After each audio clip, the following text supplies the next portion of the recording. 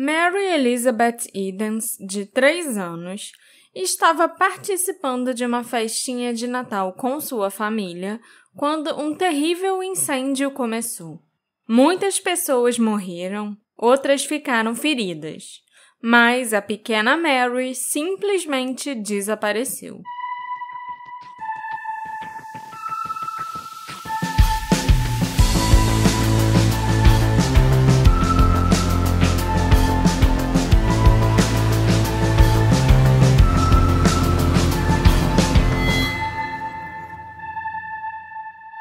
Olá, ouvintes queridos!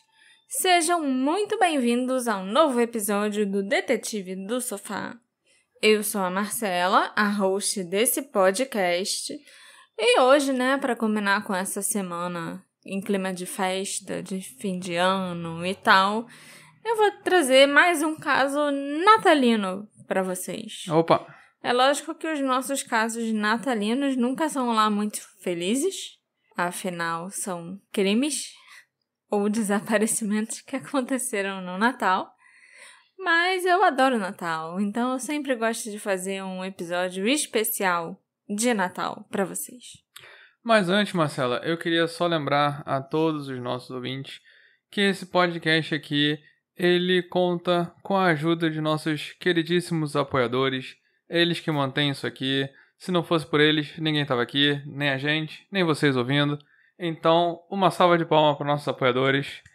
E, Marcela, rapidinho, eu queria dizer que grandes podcasts trazem grandes apoiadores. A gente não está ainda nessa categoria de grandes podcasts, a gente ainda não tem os grandes apoiadores, mas a gente está caminhando. Todos os nossos apoiadores são grandes. Não, eu não quero. Sim, individualmente sim, mas não são, em quantidade. É isso, sim, né? Okay. Obviamente. A gente vai chegar lá. Então, agora sim, me conta a história da Mary. Imagina uma pequena escola de um cômodo só uma sala de aula, lotada de crianças e suas famílias reunidas para a véspera de Natal. O que começaria como uma noite festiva para os habitantes da pequena cidade de Beb's Switch, no Oklahoma, se tornaria uma tragédia tão indescritível que ainda é difícil até a gente imaginar, entender direito o que aconteceu até hoje.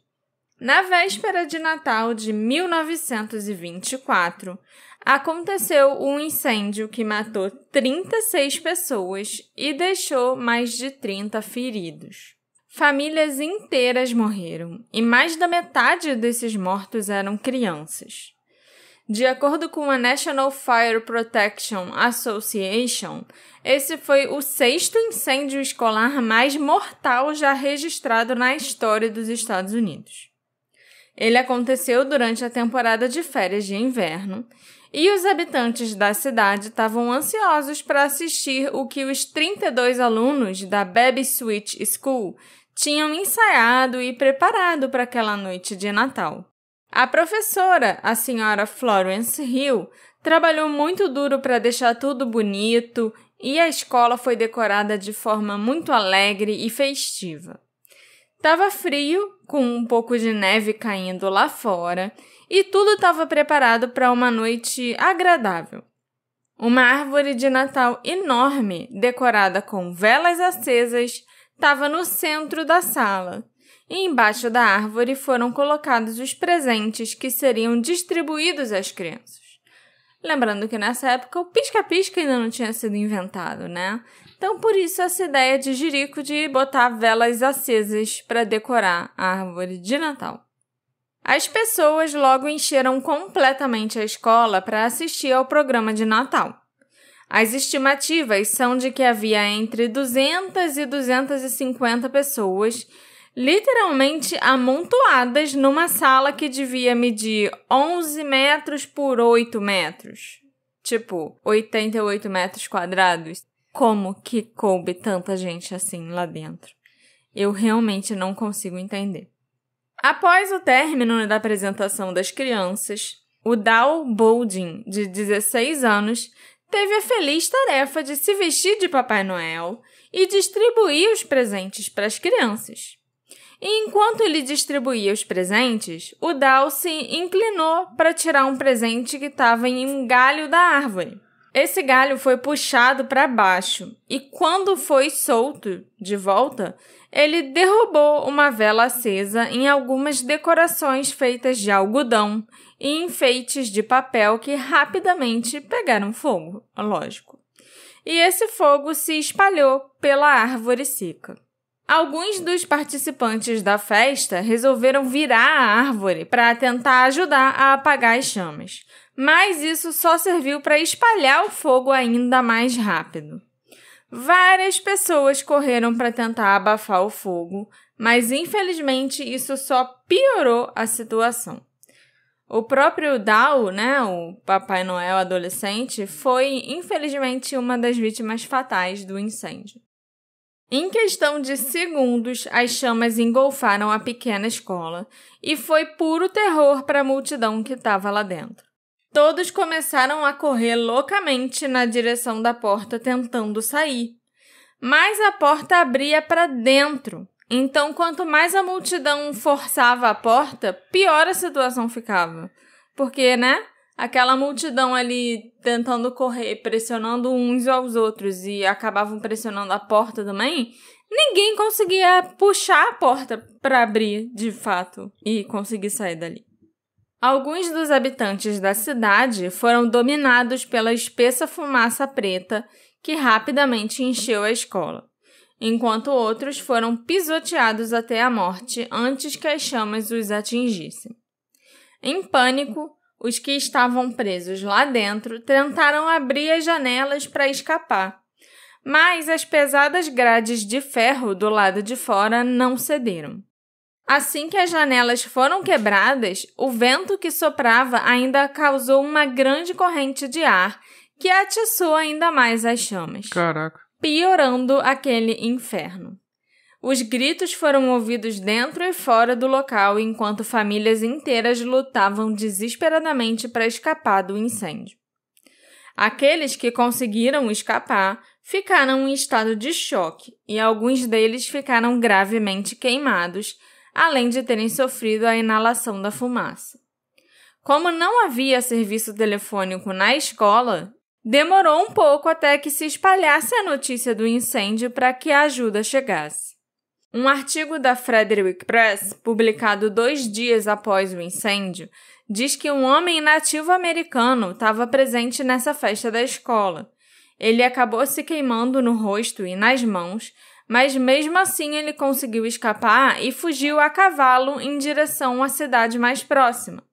Ele ficou exausto por causa dos ferimentos e caiu do cavalo. Mas algumas pessoas que passavam acabaram ouvindo seus gritos e se aproximaram dele, que lhes contou sobre o incêndio. E foi assim que a ajuda foi convocada para aquela pequena escola que estava pegando fogo. Naquela época tinha bombeiro normal? Já tinha bombeiro sim. Os sobreviventes foram levados às pressas para a cidade vizinha de Hobart, onde à meia-noite todos começaram a receber cuidados médicos. Houve 37 sobreviventes que precisaram de atenção devido a queimaduras graves, inalação de fumaça e outros ferimentos. Por fim, o fogo foi apagado e os habitantes da cidade vasculharam as ruínas durante toda a noite, sob um frio intenso, até que todos os corpos fossem recuperados. À luz do dia, o número de mortos no incêndio foi de partir o coração. 36 pessoas morreram no incêndio da escola em Baby Switch. 32 morreram ali no local, no incêndio, não conseguiram escapar, e mais 4 sucumbiram aos ferimentos alguns dias depois. Houve famílias inteiras que morreram no incêndio. A professora das crianças, a senhora Hill, assim como o Dal, o menino que estava fantasiado de Papai Noel, foram considerados heróis que tentaram levar todas as crianças para um local seguro antes de morrerem tristemente nas chamas. Um casal chamado Claude Bowden e a Gladys Clements, que se casariam no dia seguinte, o dia de Natal, também morreram no incêndio. Foi mencionado no Enid Daily Eagle, de 27 de dezembro de 1924, que infelizmente aquela não foi a primeira vez que um incêndio começou na pequena escola.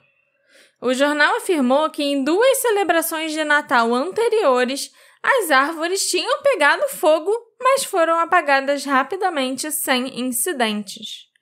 O jornal também contou que no Natal anterior, em 1923, William Curtis, que desempenhava o papel de Papai Noel, teve a sua barba branca pegando fogo, também, além da árvore. Mas esse fogo também foi extinto rapidamente. Outra curiosidade é que William Curtis estava lá no Natal seguinte, em 1924, e ele foi uma das pessoas que morreu no incêndio. Ele não morreu quando a barba pegou fogo, mas morreu no ano seguinte. Parecia até que havia um certo padrão, de acontecer incêndios na escola no Natal. E embora a razão daquele terrível incêndio fosse conhecida, havia um mistério ainda a ser resolvido. Uma pessoa que estava no incêndio não pôde ser encontrada.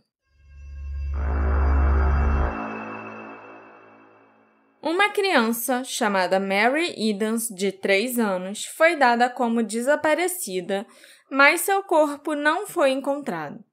Quando a Mary Elizabeth Edens nasceu, em 22 de junho de 1921, na cidade de Hobart, no Oklahoma, o seu pai, o Louis Franklin Edens, tinha 23 anos e a sua mãe, a Ethel Noah, tinha 24 anos.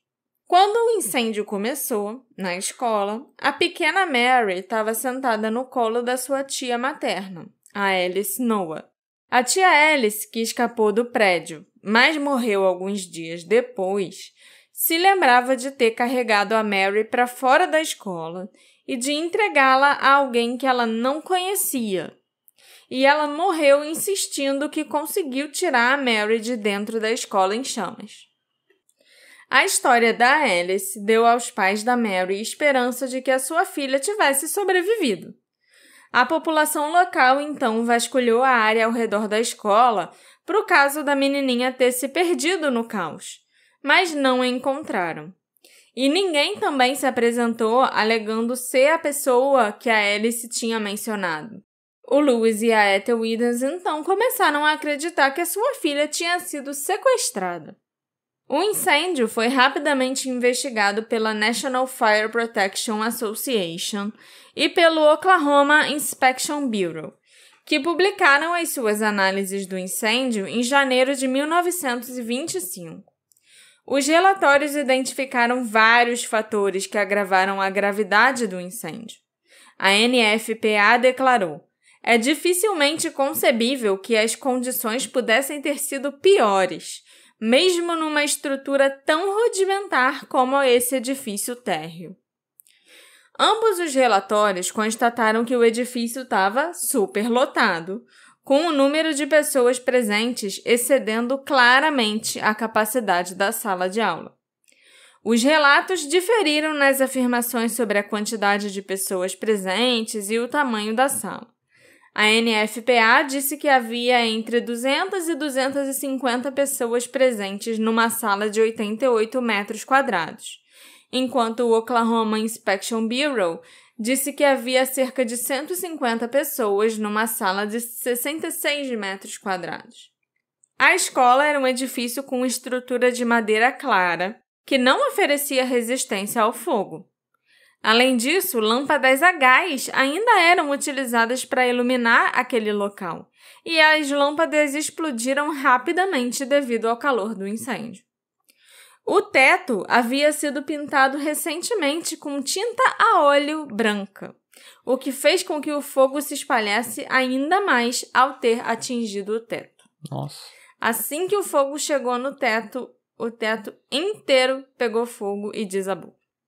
Velas acesas numa árvore de Natal, mesmo naquela época, já eram um risco de incêndio bem conhecido.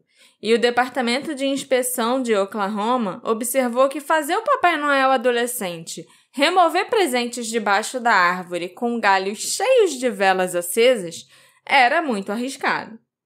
A única porta utilizável do edifício ainda se abria para dentro, o que é muito perigoso em situações de emergência, porque uma multidão pressionando a porta tornará impossível a sua abertura. O relatório da NFPA disse que havia apenas uma porta na escola, enquanto o relatório do Oklahoma Inspection Bureau observou que havia uma segunda porta, sim. Mas essa porta dava para um depósito de carvão que havia sido adicionado após a construção da escola. E, portanto, não era uma saída utilizável, muito pelo contrário, né? Caraca. As janelas tinham recebido grades metálicas recentemente para evitar que vândalos invadissem a escola. Não havia equipamento de combate a incêndio no prédio e também não havia água corrente por perto da escola. Os sobreviventes e as famílias das vítimas receberam doações de caridade localmente e de todo o país. O prefeito de Hobart nomeou um comitê para garantir o cuidado adequado às crianças que ficaram órfãs devido ao incêndio. No dia seguinte ao incêndio, o dia de Natal, 25 crianças de Muskogee, no Oklahoma, enviaram uma caixa com os seus novos brinquedos de Natal para as crianças que sobreviveram ao incêndio. E um comitê financeiro em Hobart, encarregado de gerenciar as doações em dinheiro, distribuiu um total de $12.800 para os sobreviventes.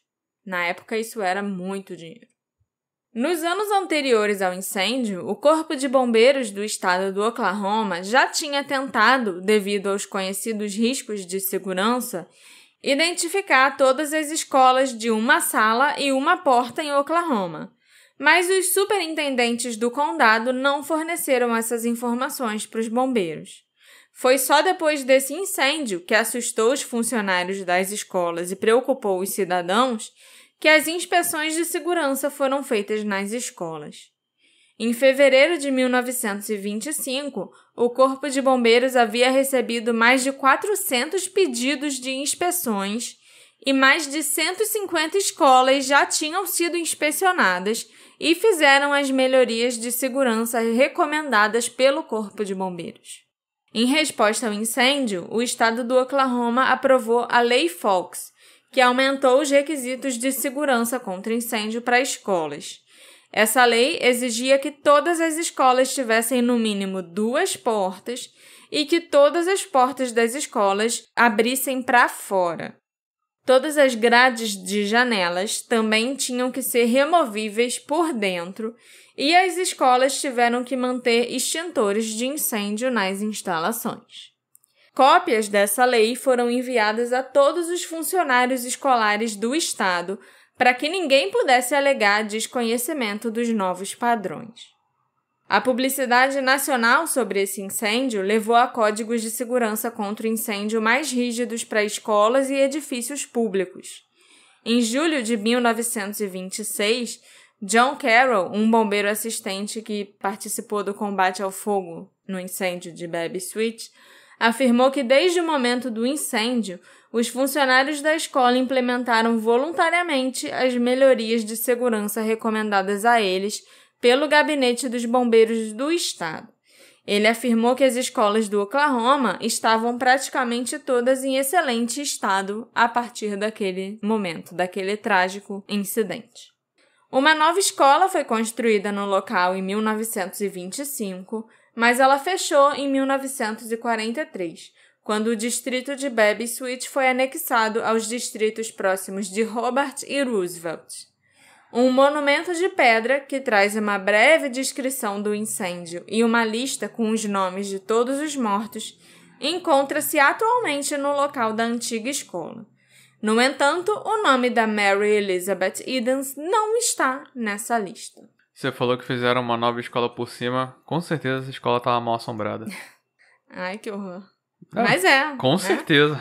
Não sobrou nenhuma estrutura da escola. Tudo foi lambido, sabe? Não sobrou um pedacinho de madeira ou do assoalho do chão para contar a história.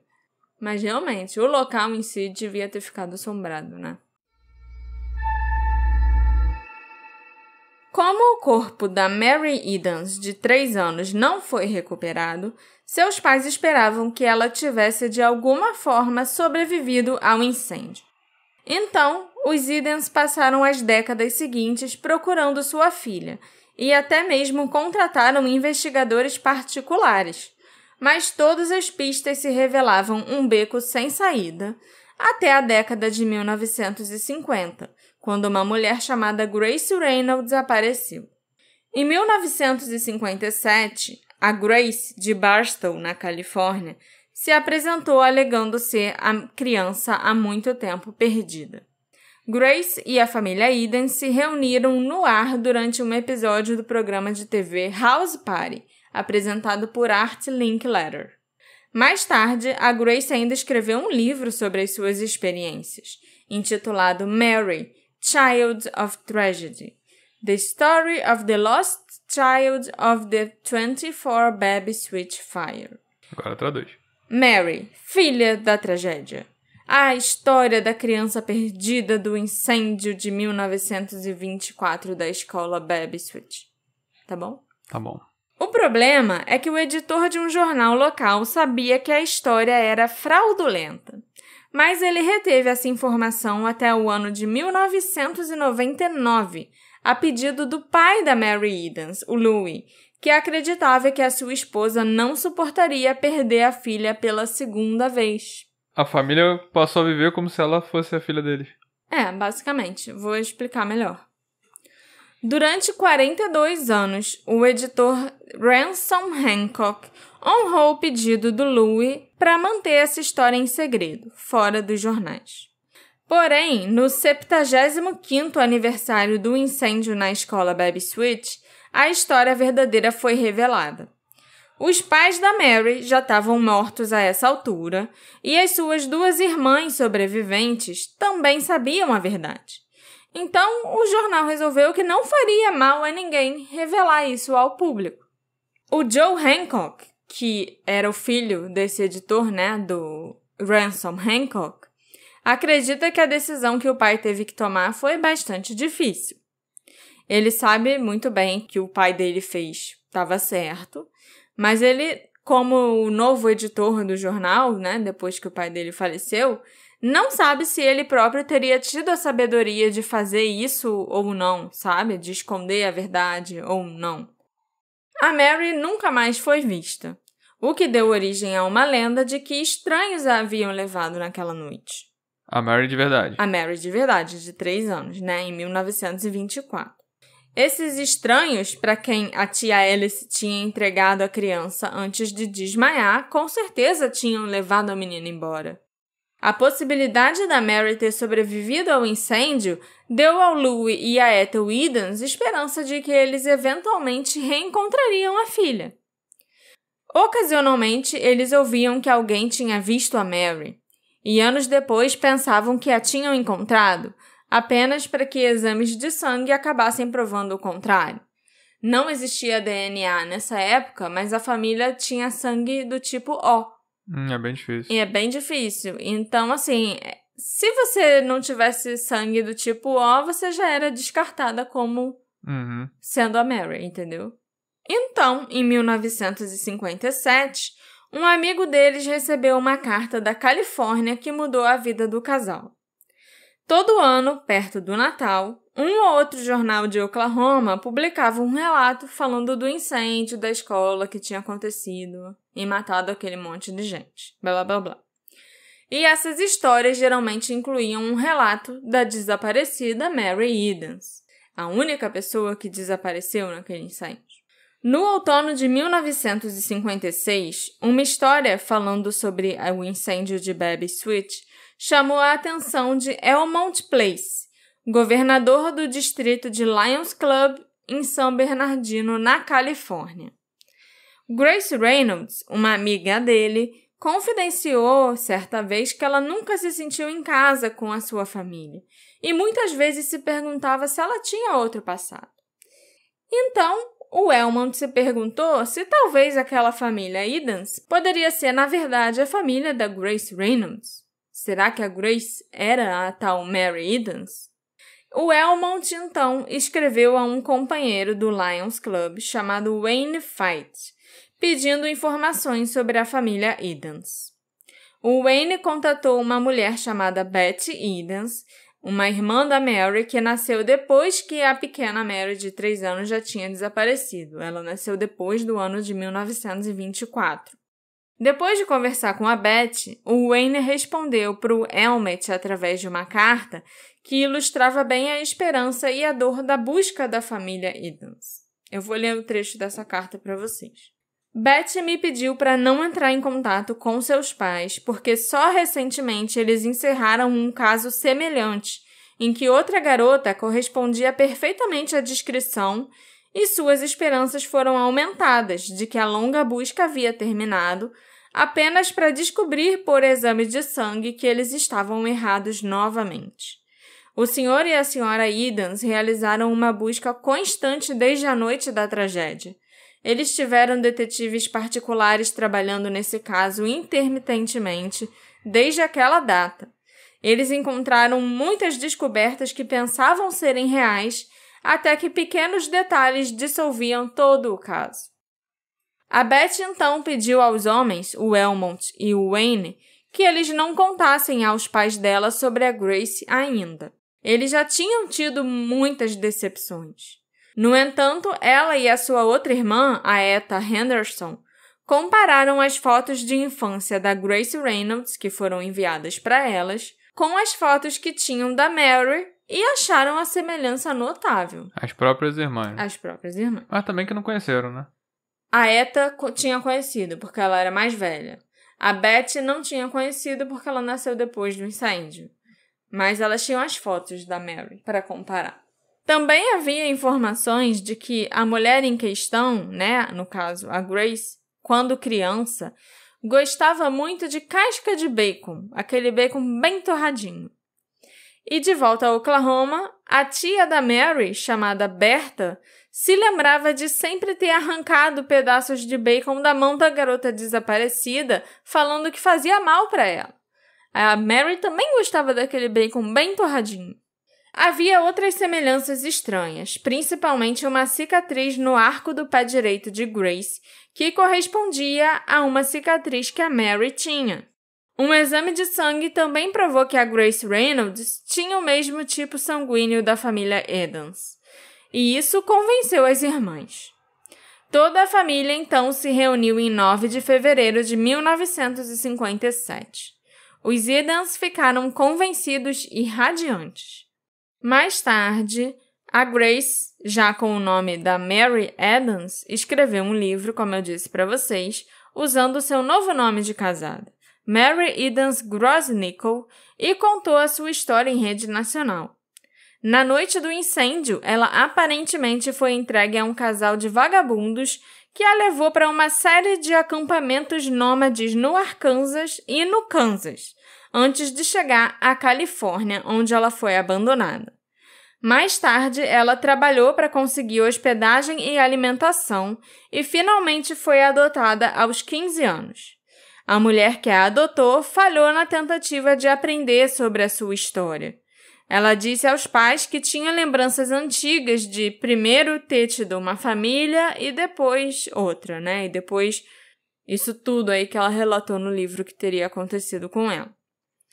Já passamos por isso várias vezes quando pensamos que tínhamos encontrado nossa garota, disse a Ethel Edens ao Hobart Democrat Chief, o jornal local, em sua edição de 10 de fevereiro de 1957. Nós tínhamos medo de nos machucarmos ainda mais, mas dessa vez é real. A história do reencontro apareceu nos jornais da Califórnia, Dakota do Norte e Michigan. Em 27 de março de 57, a recém-encontrada Mary Edens e os seus pais apareceram num programa de TV do Art Linkletter, House Party. Mas enquanto Grace Reynolds, usando seu novo nome e fama, fazia parte do circuito de celebridades em Hobart, alguém na Califórnia que sabia algo sobre o seu passado estava telefonando para um jornal local. A primeira dica de que Grace Reynolds poderia não ser a filha dos Edens veio em um telegrama, enviado ao editor do Democrat Chief chamado Al Adams, em 19 de fevereiro de 57. Esse telegrama foi enviado por Mel Bennett, do jornal Stockton Record da Califórnia, e dizia: Confidencial. Tenho informações. Grace Reynolds, representando-se como filha do Sr. e Sra. Edens, pode ser impostora. Acredito que ela é filha da Sra. Goldie Thomas e do ex-marido Tom Gator. Por favor, dê detalhes adicionais, meios de identificação, circunstâncias financeiras dos Edens. Vamos trocar nossas informações sobre esse caso. Foi um telegrama bem grande, deve ter saído muito caro, né? O jornal de Stockton, o Stockton Record, publicou a história depois que Dorothy Link ligou. Essa tal de Dorothy Link tinha visto uma fotografia da Associated Press da Grace Reynolds com os Edens. E a Dorothy conhecia a Grace Reynolds. Na verdade, ela alegava ser irmã da Grace. Em poucas semanas, o Stockton Record obteve de Goldie Thomas uma declaração autenticada, datada de 16 de maio de 57, que fazia uma afirmação surpreendente. Certifico que Grace Leona Reynolds é minha filha legítima. Ela nasceu em 11 de julho de 1923 em uma fazenda perto de Cotton Plant, no Arkansas. Num memorando para o Ransom Hancock, o editor-chefe e proprietário do jornal Democrat Chief do Oklahoma, o repórter Eugene Kahn resumiu a sua investigação. Grace Reynolds nasceu na casa de uma tia no Arkansas. A mãe da Grace foi assistida no nascimento por Mary Manuel, uma parteira negra que tinha então cerca de 45 anos. A data e local de nascimento da Grace eram certificados por uma declaração autenticada da mãe dela. O Eugene Kahn, o repórter, listou ainda que ela tinha 3 irmãs mais novas. Uma delas era a Dorothy, que foi casada e divorciada de um homem chamado Alfred Reynolds. E 6 anos após o divórcio da Dorothy com esse Alfred Reynolds, a Grace se casou com um ex-marido da sua irmã, segundo o Eugene. E ele ainda sugeriu que a raiva que sentia da Grace poderia ter levado a Dorothy a ligar para o jornal. A Dorothy também disse que a alegação da Grace fazia sua mãe parecer uma sequestradora, que era um outro motivo para ela ficar com raiva.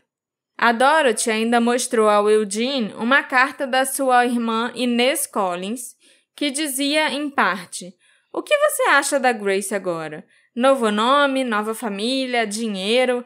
Ela deve estar muito feliz, você não acha? Essa é a coisa mais absurda que já ouvi. Eu gostaria muito de dar um soco no nariz dela." Segundo a Dorothy ainda, cerca de 10 anos antes de se reunir com a sua família, Edens, a Grace teria começado a dizer para as pessoas que ela não tinha família.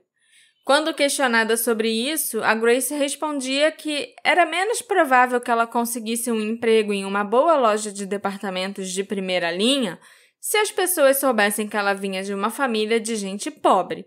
Então era melhor ela fingir que ela não tinha família. O repórter Eugene Kahn, então, confrontou a Grace Reynolds com suas informações e enviou esse telegrama ao The Democrat Chief. Grace Reynolds, encontrada em loja de vestidos em Barstow, Califórnia, foi avisada de declaração autorizada, referidos planos consulte o advogado antes de fazer declaração. Não posso fazer nenhum tipo de declaração no momento atual, disse ela. Pergunta se ela persiste na declaração de ser filha de Edens. Respondeu que não estava reivindicando nada ainda. Segure a história até quarta-feira. Podemos saber dela amanhã. Telegrama sempre é uma coisa difícil de traduzir porque as pessoas cortam todos os pronomes e artigos e... É para não pagar, né? Pois é. Entre o trabalho de ambos os jornais, o Democrat Chief e o Stockton Record, eles estavam perto de publicar uma história que abalaria a cidade de Hobart, onde o retorno da há muito perdida Mary Edens trouxera uma medida de cura. Em uma carta para o Ransom Hancock, o repórter Eugene Kahn concluiu: "Essa carta também servirá para confirmar o nosso acordo em divulgar a história simultaneamente, na quarta-feira, 22 de maio de 1957. Mas o Democrat Chief nunca publicou a sua história. Agora que ele tinha provas irrefutáveis de que Grace Reynolds era uma impostura, o editor-chefe do jornal, Ransom Hancock, foi obrigado pela honra e pela amizade, com o cara, a mostrar as suas evidências a Louis Edens, o pai da Mary Edens. Joe Hancock, que assumiu o jornal do seu pai, o Ransom, lembra-se daquele dia. Papai foi procurar Louis com essa informação antes da senhora Grace Reynolds voltar em junho. Ela tinha ido para a Califórnia, Ia voltar para o Oklahoma. Ele pegou todas essas informações, encontrou-se com Louis na casa dele. E o papai ficou realmente abalado por ter de contar a verdade a ele. E o Louis passou por aquele trauma de descobrir que a filha era uma impostura. Então, o Louis Edens pediu uma consideração ao seu amigo Ransom. Ele disse ao Ransom Hancock, olha, minha esposa acredita nessa garota. Ela acredita que encontrou a sua filha. Então, o Louis pediu ao Ransom que guardasse a história até a morte da sua esposa. E o Ransom aceitou. Tínhamos as informações no cofre do escritório em um envelope. Papai o levou muitos anos depois para Delbert Brown, e o Delbert era o historiador do incêndio de Babs. Mas o papai disse ao Delbert que aqui estão os documentos e eu espero que você também honre o pedido do Louis para que isso tudo seja mantido em segredo. Então, até o historiador da cidade já sabia há muito tempo que a Grace Reynolds era uma impostura. Só o público que não sabia, e talvez a mãe e as irmãs da Mary Edens. Em vez de publicar uma história em conjunto com o jornal Stockton Record, o Democrat Chief publicou-a simultaneamente com o The Oklahoman, mas foi só em 1999. Em dezembro daquele ano, quando o incêndio estava completando 75 anos, o Joe Hancock, atual editor, naquela época tinha assumido já o cargo do pai, resolveu compartilhar as cartas e telegramas há muito secretos. Decidimos que agora é a hora de contar. Algumas pessoas ao longo dos anos questionaram a história de Grace e suspeitaram dela. Cada vez que havia um aniversário, como o 50º aniversário do incêndio e tal, essa história ressurgia. É hora de acabar com esse acordo em torno da criança desaparecida. E agora todos saberão a verdade. Nessa época, em 99, a Grace ainda estava viva? Tava. O Joe Hancock concluiu sua revelação no Democrat Chief de 24 de dezembro de 99 com essas palavras. Agora, 75 anos após o incêndio, é hora de revelar a verdade. Mary Elizabeth Edens não foi retirada do local do incêndio naquela noite, mas foi provavelmente queimada com 35 outras boas pessoas do condado de Kiowa.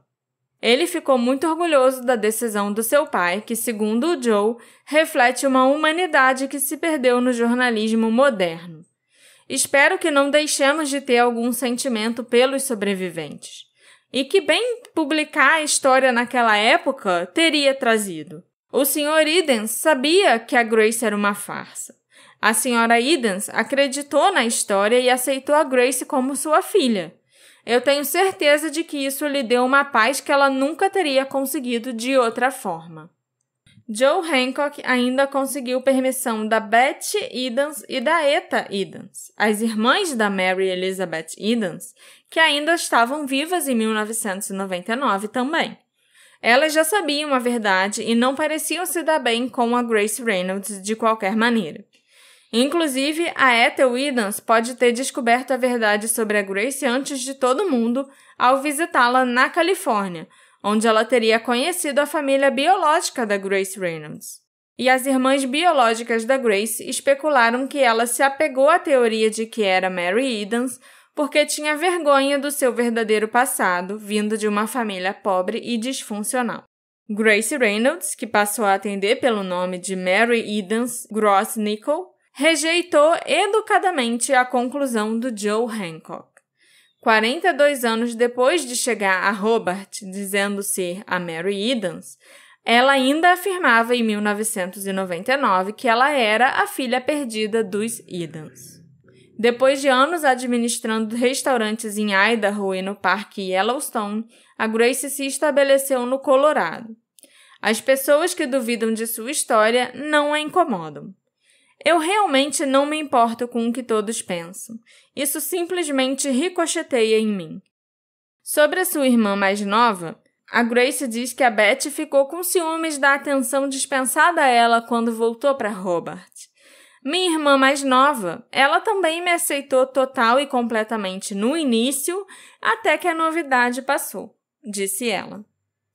Sua infância foi difícil e desde os 5 ou 6 anos de idade ela foi entregue a qualquer família que precisasse de ajuda na casa. Sobre a declaração autenticada de Goldie Moore, a Grace, que estava nessa época com 78 anos, disse nunca ter ficado surpresa pela mulher tê-la assinado. Ela estava com medo, porque se ela não fosse a minha mãe biológica, então isso significava que ela era uma sequestradora. E faz sentido, né? Já a Ethel Edens, que mora em Oklahoma City e é uma das filhas dos Edens, também estava muito animada na época sobre o retorno da irmã Mary. E ela acreditava que eles tinham encontrado a irmã de verdade. Mas depois que o seu pai descobriu a verdade com o editor, o Ransom Hancock, as dúvidas surgiram na cabeça dela também. Inclusive, ela disse que em certa ocasião, os pais dela, o Lou e a Ethel Edens, chegaram a viajar para a Califórnia e conversaram com a mãe biológica da Grace e suas 2 irmãs. Hoje a gente sabe que é a mãe biológica, mas nessa época era só a mulher que escreveu uma declaração e tal. A Grace e o seu filho viveram com os Edens por um tempo e depois com a Eta e a sua família. O filho da Grace, chamado Lee, ainda entra em contato com a Eta ocasionalmente e ainda a chama de tia. O que é bom para Eta porque ela gosta do Lee. Ela não tem ilusões, entretanto, sobre a Grace. Meu pai descobriu isso bem rápido, mas não queríamos machucar a nossa mãe. Não estou dizendo que ela é uma impostura, mas, né? A Grace Reynolds afirmou ser Mary Edens até sua morte, em abril de 2008. Ela até colocou o nome e a data de nascimento da Mary Edens em sua lápide. Como as afirmações de Grace Reynolds foram refutadas de forma bastante conclusiva, o destino da Mary Edens permanece um mistério. Claro que a tia da Mary, a Alice Noah, poderia não estar muito lúcida ao descrever o que aconteceu na noite do incêndio, já que ela ficou gravemente ferida. Ela poderia ter se lembrado errado dos eventos daquela noite. Mas nós não podemos descartar a possibilidade de um sequestro ou da Mary ter saído vagando sozinha e ter morrido exposta ao frio do inverno. Embora várias vítimas do incêndio tenham sido identificadas através de joias ou outros pertences pessoais que não chegaram a ser totalmente queimados, o anel e o medalhão que a Mary Edens usava nunca foram encontrados. É claro que a gente não pode descartar, mesmo assim, a possibilidade que a Mary tenha realmente morrido naquele incêndio, né? A tia tacou a criança errada pra fora. Pode ser. No meio do tumulto, você não tem como ter certeza de nada que aconteceu. Ainda mais quando você tá quase morrendo também. Então, o que aconteceu com a pequena Mary? É possível que os seus restos mortais tenham sido consumidos pelo incêndio, como, todo mundo suspeita que tenha acontecido no caso da família Soder, que a gente já fez um episódio aqui. Será que a Mary se afastou e morreu de exposição? A área de Oklahoma, onde ela estava, onde a escola era localizada, não é muito indulgente, mas há pouca cobertura de árvores. Então eu duvido que ela não teria sido encontrada até hoje. Então, será que ela foi sequestrada? Alguém a confundiu com a sua própria filha e a levou embora? No geral, eu acho que seria improvável que a Mary tivesse se afastado e morrido por exposição aos elementos. Não é impossível, mas eu acho que entre todo aquele horror que estava acontecendo, uma criança de 3 anos ia tentar ficar ao lado dos adultos, esperando que alguém cuidasse dela.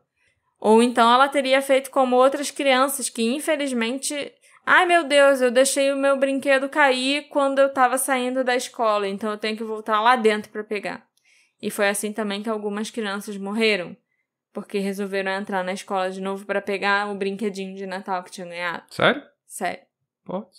A criança pequena, né, nessa hora não entende a gravidade do que tá acontecendo.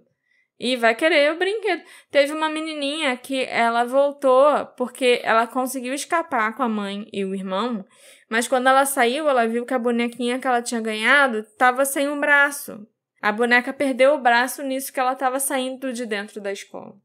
E ela voltou lá dentro só para tentar achar o braço da boneca. Tadinha. E ela morreu. Eu também acho impossível que alguém tenha confundido a Mary com o seu próprio filho, né? Porque quase todo mundo que estava ali na escola era morador da cidade, que era muito pequeno, e certamente todo mundo sabia quem era a Mary e de quem ela era filha, e que seus pais sobreviveram ao incêndio.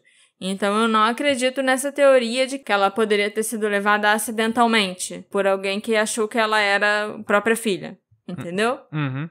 As nossas memórias durante eventos traumáticos, infelizmente, não são confiáveis.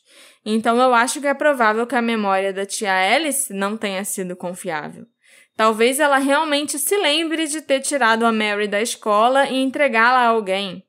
Mas talvez essa seja uma memória que ela inventou para se salvar da culpa avassaladora de sentir que ela não fez o suficiente para salvar a Mary. Ou talvez ela realmente tenha entregado a Mary a alguém, mas a sua memória não é confiável. E ela entregou a Mary ainda dentro da escola, né? Tipo, entregou a Mary para outra pessoa dentro do prédio em chamas. Então ela não teria como saber se a Mary escapou ou não. Ela pode também ter perdido a Mary na confusão, aí acabou pegando na mão de uma criança diferente sem perceber que não era a Mary e a entregou para alguém lá fora. Aquela criança acabou se reunindo com a própria família fora da escola e ela não teria sido dada como desaparecida. São muitas as possibilidades da memória da Alice ter falhado ou dela estar se lembrando das coisas de um jeito diferente, sabe? Ou até mesmo dela não ter percebido que não se tratava da Mary ou... Eu esqueci de perguntar, os pais mesmo não estavam na escola? Estavam. Ah, estavam. Eles conseguiram tirar a Eta junto com eles, mas a Mary estava sentadinha em outro lugar no colo da tia Alice. Uhum. Então, é muito possível que as memórias da tia Alice não fossem claras. Ela morreu alguns dias depois do incêndio, então ela certamente ficou muito ferida. Talvez ela estivesse em estado de choque quando ela conseguiu falar, ou até mesmo drogada, né? Ela recebeu morfina para apaziguar a dor que ela estava sentindo, já que os médicos do hospital para onde ela foi levada sabiam que ela não ia sobreviver, que não tinham o que fazer a respeito dela. Os Edens eram uma família mais, assim, de classe média do que os Gators. Então, será que a Grace pensaria que ela havia subido na vida, né? Subido de classe se ela fosse aceita pelos Edens? Talvez ela até se sentisse desesperadamente deslocada na sua própria família e viu uma oportunidade para ser uma filha amada em algum outro lugar. De todas as possibilidades que existem, a Grace Reynolds ser, de fato, a Mary Edens é a menos provável. Eu acho que a gente pode refutar completamente essa teoria. Outra coisa que eu descobri enquanto eu pesquisava esse caso, e que eu quero mencionar, é que em artigos no Elk City News e no Chickasaw Daily Express, ambos publicados poucos dias após o incêndio, os jornais falaram sobre um homem chamado Jim Revill. O Jim tinha ido visitar sua família e deixou 4 dos seus filhos na cidade, em Baby-Sweet, com amigos. E ele veio reivindicar 2 de seus filhos que ele acreditava terem morrido no incêndio. Ele conseguiu identificar, inclusive, um dos filhos pelos sapatos que ele usava. Mas ele não conseguiu identificar de forma conclusiva a sua filha, a menina, no caso. E reivindicou aquele último corpo como sendo dela, porque aquele corpo daquela menina não tinha sido reivindicado por mais ninguém. Eu não tenho certeza da idade da filha do Jim Revill, mas eu acho que existe a possibilidade desse corpo talvez ter sido da Mary Edens, porque não tinha nada que pudesse confirmar que ela era a filha do Jim. Foi só, então é essa criança aqui que tá sobrando. Uhum. Será que ela não podia ser a Mary? Mas aí também o que teria acontecido com a filha do cara, que nunca mais foi encontrada, pelo que eu sei? Não há mais sobreviventes do incêndio em Baby Sweet atualmente. Lily Biggers Brown morreu em 2012 aos 92 anos e Joe Hebb Spenger foi o último sobrevivente conhecido e morreu em 2021 aos 99 anos. É difícil imaginar aquela noite trágica de 1924, quando um acontecimento tão alegre se transformou em pânico absoluto e em tantas mortes em questão de minutos. Os detalhes sendo tão terríveis que mereceram seu lugar na história de Oklahoma. Sem qualquer tipo de teste de DNA e com um mistério de quase um século, parece que nós nunca saberemos definitivamente o que aconteceu com a Mary Elizabeth Edens naquela noite, durante o horror daquele Natal. Esse episódio é dedicado à nossa querida apoiadora Amanda de Figueiredo Souza. Muito obrigada pelo seu apoio, Amanda. Muito obrigada por ser uma ouvinte do Detetive do Sofá. E eu desejo um Feliz Natal para você e para toda a sua família, né? Aproveitando que a gente está nesse clima de Natal, nesse episódio especial de Natal. Não só para Amanda, mas também para todos os nossos apoiadores. Eu realmente sou muito grata a todos vocês e a todos os novos apoiadores que a gente ganhou esse ano de 2023. E é lógico, Amanda, você é uma desses grandes apoiadores. Muito obrigada, de verdade, a todos vocês por apoiarem a gente e por escutarem esse podcast também, né? E se você quiser fazer como a Amanda e se tornar um apoiador do Detetive do Sofá, é só você entrar no site ou no aplicativo do Orelo. O que aconteceu com a Mary Elizabeth Edens? Ela morreu naquele incêndio? Mas por que os restos mortais da Mary não foram encontrados? Será que ela foi levada por alguém? Os pais dela estavam certos? Ela foi sequestrada naquela noite? Uma certeza eu tenho. Ela não era a Grace Reynolds.